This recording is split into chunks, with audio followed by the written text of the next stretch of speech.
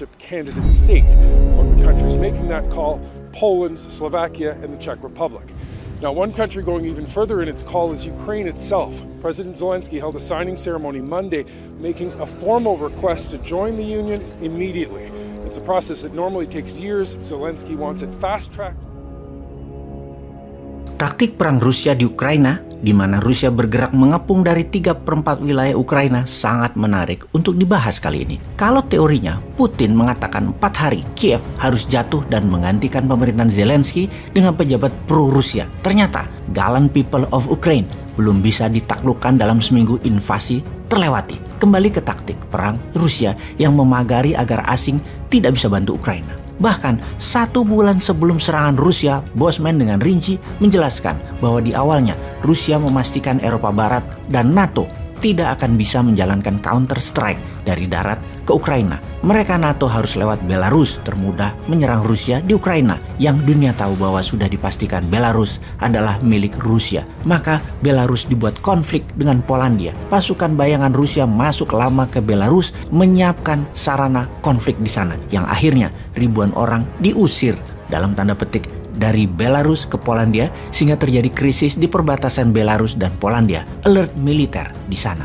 Lalu pasukan darat Rusia masuk ke Belarus, mengepung sisi utara Kiev yang dari perbatasan Belarus ke Kiev hanya berjarak 150 km. Dari sisi timur Ukraina, wilayah Donbas, ada sekitar 400 km menuju Kiev. Pasukan darat terbesar Rusia disiapkan beserta pasukan udara Rusia. Pasukan laut dan darat dari sisi selatan Ukraina lewat Crimea. Kode pertama, gerakan separatis pro-Rusia menghajar Donbas. Kiev diam saja. Lalu esokan harinya pasukan Rusia dari 3 penjuru gaspol menyerang dengan satu tujuan, menaklukkan gedung pusat pemerintahan dan menggulingkan Zelensky, presiden Ukraina saat ini. Pasukan darat, ground force, dilindungi pasukan udara, drone, dan artillery roket. Strategi militer Rusia sebenarnya strategi klasik, sudah bisa dibaca, tidak ada unsur surprise. Melancarkan serangan kota satu arah, Kiev mengepung pusat pemerintahan. Sama persis ketika Rusia menyerang Wolfpack markas Hitler di tahun 45.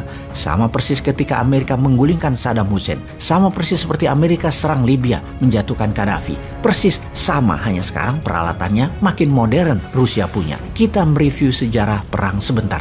Perang darat atau battleground adalah ciri perang klasik. Sejak zaman awal Macedonia kira-kira mungkin 1000 tahun sebelum Masehi hingga Perang Dunia Kedua di tahun 1945. Sejak Perang Dunia Kedua hingga sekarang ada wilayah perang tambahan yang wajib dikuasai, yaitu battle space, wilayah udara atau perang udara. Maka jet fighter, cargo plane, helikopter attacker, drone, rudal balistik, radar, satelit, cyber attack, dan banyak lagi adalah pelindung udara dan serangan udara. Oh ya, sebagai catatan, Rusia sudah melancarkan cyber attack ke Amerika. Dalam 2 bulan ini lebih dari 1 juta serangan dia lakukan. Oke, kita bahas pembahasan berikutnya tentang cyber attack Rusia ke Amerika sebelum Rusia serang Ukraina.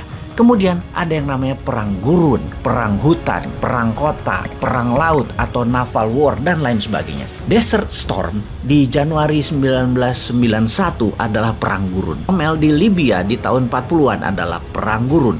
Perang Iran-Irak adalah perang gurun. Perang penggulingan Saddam juga perang gurun. Dan urban war. Urban war baru dikenal dan semakin dipelajari di dunia militer dalam 40 tahun terakhir, terutama setelah Cold War usai. Perang dingin ini sesungguhnya adalah spy war. Benar deh sahabat, entah bagaimana kita ini terbiasa kalau Amerika serang Libya, Amerika serang Irak, Amerika serang Vietnam Utara, maka dunia seakan diam dan harus setuju. Namun memandang lain ketika Rusia yang saat ini sebagai pelakunya. Itulah permainan media, itulah media warfare. Sama seperti Tiongkok yang invasi pakai ekonomi, kesannya berbisnis padahal hostile takeover. Namun peran media dan peran politikus lokal yang terbeli oleh Tiongkok penting bagi Tiongkok, sehingga langkah mereka terlihat membantu sebuah negara walaupun negara yang dibantu ternyata punya hutang banyak ke Tiongkok. Wes, stop bicara utang. kita fokus ke perang kota. Kiev dan pasukan Ukraina saat ini melakukan perang kota dengan menempatkan banyak sharpshooter atau penembak sniper di banyak lokasi. Dan perang urban war, sniper sungguh mengambil peran sangat penting. Karena itu, Rusia sebagai counter insurgency menyerang dengan roket ke gedung-gedung atau lokasi-lokasi yang diduga tempat sharpshooter bersembunyi. Sniper inilah yang membuat Kiev sejauh ini bertahan.